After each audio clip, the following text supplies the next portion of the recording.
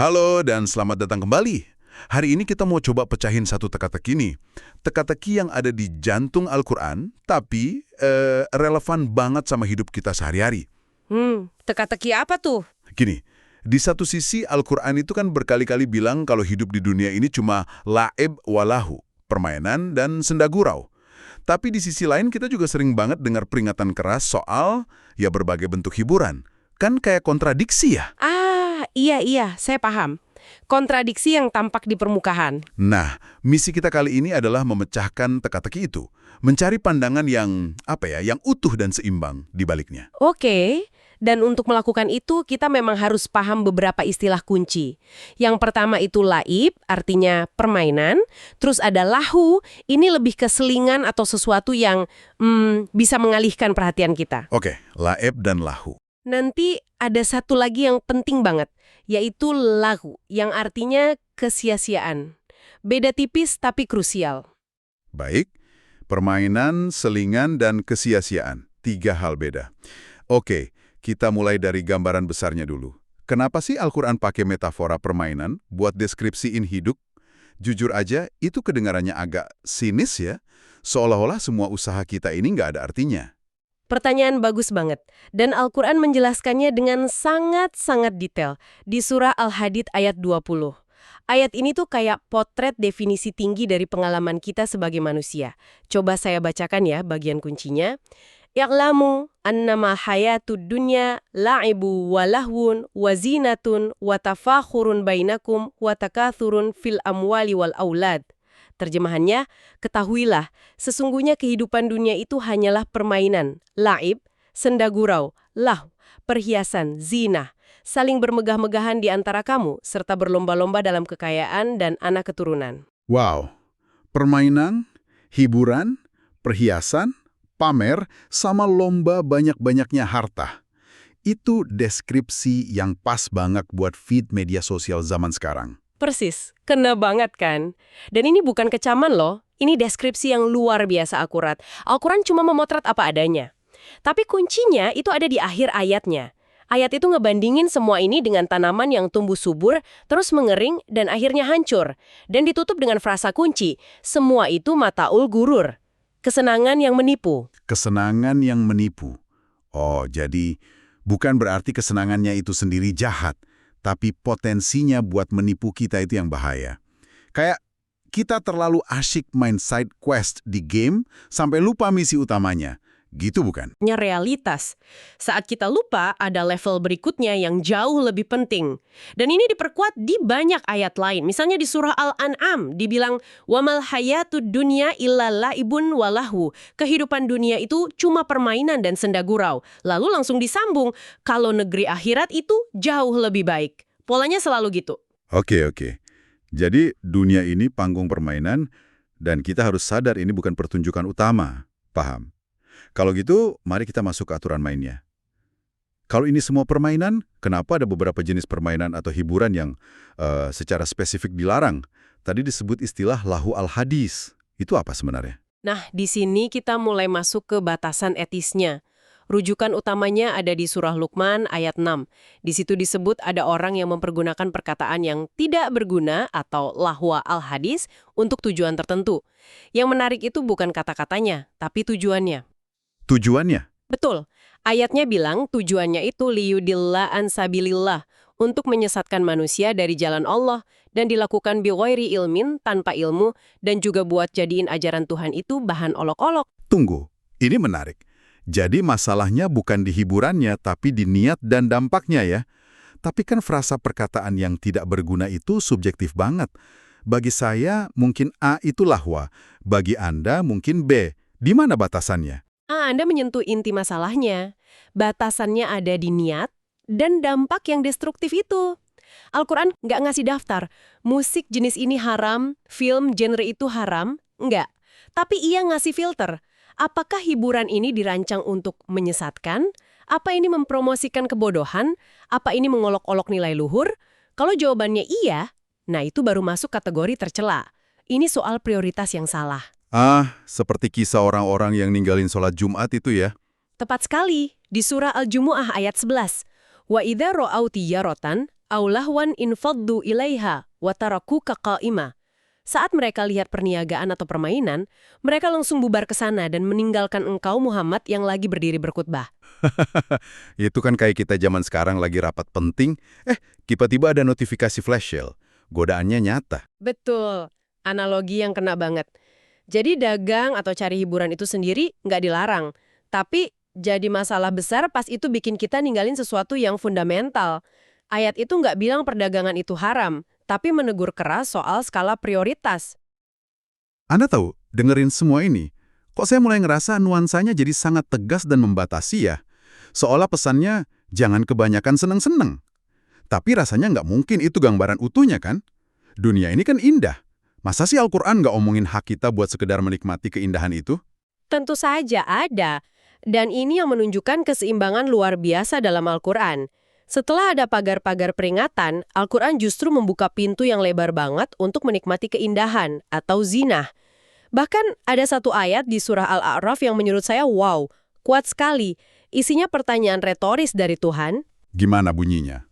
Qul man harrama zinatallahi allati akhraja li'ibadihi wattayyibati minar rizq. Katakanlah, siapakah yang berani mengharamkan zinah, perhiasan keindahan, dari Allah yang telah Dia sediakan untuk hamba-hambanya, dan rezeki yang baik-baik? Wah, jadi itu semacam argumen tandingan langsung dari Tuhan ya. Seakan Dia bilang, ini aku yang ciptain buat kamu, kok kamu yang ngelarang diri sendiri? Ini penegasan yang kuat banget. Sangat kuat. Ayat ini jadi fondasi bahwa pada dasarnya menikmati keindahan, pakaian bagus, makanan enak, seni yang menyentuh jiwa, itu boleh, bahkan dianjurkan. Al-Quran ngasih contoh konkret loh.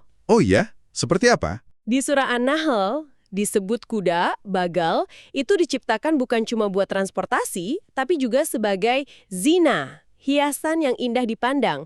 Ini kan pengakuan kalau apresiasi estetika itu fitrah. Di surah yang sama, kita diizinkan ambil perhiasan dari laut buat dipakai. Tujuannya murni estetis.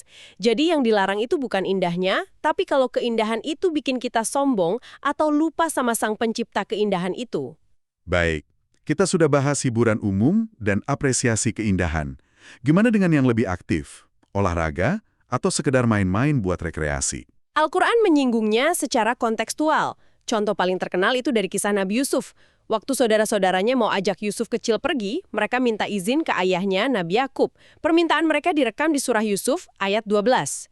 Arsilhu ma'ana ghadan yarta' wa yal'ab wa inna lahu lahafidhun. Biarkanlah dia pergi bersama kami besok agar dia yarta' wa yal'ab, bersenang-senang dan bermain. Yal'ab wa yal'ab. Bersenang-senang dan bermain. Terdengar seperti permintaan anak-anak dimanapun ya. Tepat sekali. Poinnya adalah, meskipun niat mereka jahat, argumen yang mereka pakai, ngajak adiknya main, itu digambarkan sebagai sesuatu yang wajar, normal. Nabi Yakub nggak nolak dengan alasan main itu sia-sia, tapi karena beliau khawatir sama keselamatan Yusuf. Ini menunjukkan, rekreasi itu bagian normal dari kehidupan. Kalau dihubungkan dengan konsep kekuatan fisik yang juga disebut di Al-Quran, ini jadi nyambung ya. Ada perintah buat menyiapkan kuah atau kekuatan kan? Betul sekali. Perintah untuk mempersiapkan kekuatan semaksimal mungkin, termasuk ribatil khail atau pasukan berkuda, konteksnya memang pertahanan. Tapi secara nggak langsung, ini melegitimasi latihan fisik apapun yang membangun keterampilan dan kesehatan. Jadi individu yang kuat, sehat, dan mampu.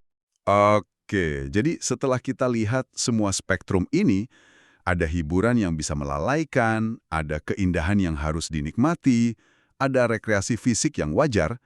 Kayaknya ini semua kembali ke pembentukan karakter ya. Bukan soal daftar halal haram yang kaku, tapi lebih ke gimana seorang mukmin yang ideal itu bersikap. Anda menyimpulkannya dengan sangat baik. Puncaknya ada di karakter. Dan prinsip utamanya adalah kemampuan untuk menjauhi kesia-siaan. Ini digambarkan dengan indah di surah Al-Mu'minun ayat 3. Bunyinya, وَالَّذِينَ هُمْ عَنِ اللَّغْوِ مُعْرِضُونَ. Ini istilah ketiga yang Anda sebut di awal, al-lahu. Tadi Anda bilang ini beda sama lahu. Apa bedanya? Ini beda yang penting banget. Lahu itu bisa jadi selingan netral buat lepas penat. Tapi al-lahu itu level di bawahnya lagi. Ini kesia-siaan murni, omong kosong, aktivitas yang nggak ada nilainya sama sekali. Kalau pakai analogi makanan, lahu itu mungkin camilan di antara makan besar. Lahu itu junk food, nggak ada nutrisinya, malah merusak. Jadi, nonton film dokumenter bagus itu bisa jadi lahu yang bermanfaat. Sementara doom scrolling di medsos 2 jam itu jelas-jelas lahu. Tepat. Contoh yang sangat pas, ciri orang beriman yang sukses, menurut ayat tadi, adalah mereka yang secara sadar dan aktif berpaling dari lahu. Ini kayak audit energi spiritual gitu. Mereka secara konstan bertanya, apakah ini layak untuk waktu dan fokus saya yang terbatas? Kata berpaling di situ juga menarik ya. Bukan memerangi atau mencaci, tapi berpaling. Dan ada dimensi yang lebih dalam lagi, di surah Al-Furqan ayat 72. Disebutkan kalau hamba Tuhan yang terpuji itu, apabila mereka melewati sesuatu yang sia-sia, al-laku, mereka melewatinya dengan menjaga kehormatan diri, kirama. Melewati dengan menjaga kehormatan diri. Maksudnya gimana tuh? Gini, bayangkan Anda lagi nyetir di jalan tol. Anda lihat ada keributan di bahu jalan. Anda nggak ikut-ikutan penasaran, nggak melambat buat nonton, apalagi ikut campur. Anda cuma lihat, sadar itu ada, tapi Anda tetap di jalur Anda, melewatinya dengan selamat dan bermartabat. Sikap kirama itu kayak gitu. Anda tidak terbawa arus, tapi juga tidak sombong atau menghakimi, cuma menjaga integritas diri. Jadi, setelah kita bedah semua ini, kita balik lagi ke teka-teki awal kita. Apa kesimpulan dari semua ini? Kesimpulannya adalah sebuah filosofi proporsionalitas. Kesenangan, permainan, dan keindahan itu diakui sebagai bagian dari panggung dunia. Tapi, semua itu harus tetap pada tempatnya. Sebagai permainan, bukan tujuan utama yang bikin kita lupa tanggung jawab moral dan spiritual kita. Ini bukan aturan kaku, tapi kerangka untuk evaluasi diri terus-menerus. Jadi kuncinya ada di niat dan keseimbangan. Sebuah hiburan jadi masalah bukan karena bentuknya, tapi ketika dampaknya bikin kita lalai dari kewajiban yang lebih besar atau ketika itu cuma kesia-siaan murni. Tepat sekali. Kerangka ini ngajak setiap kita untuk bertanya pada diri sendiri. Bukan, ini boleh atau enggak, tapi kenapa aku lakuin ini? Dan apa dampaknya buatku? Apakah ini kasih aku manfaat sejati? Atau cuma buang-buang asetku yang paling berharga? Waktu dan perhatian. Ini meninggalkan sebuah pemikiran penting untuk Anda renungkan. Jika batasannya ada pada kata melalaikan dan sia-sia, ini mengubah cara kita memandang waktu luang. Tantangannya bukan lagi sekedar menghindari apa yang dilarang, tapi secara proaktif memilih apa yang benar-benar layak mendapatkan waktu dan fokus kita. Jadi, pertanyaannya untuk Anda bukan lagi, di mana saya harus menarik garis batas, melainkan aktivitas apa dalam hidup saya saat ini yang benar-benar bermanfaat dan mana yang mungkin sudah saatnya untuk saya berpaling darinya.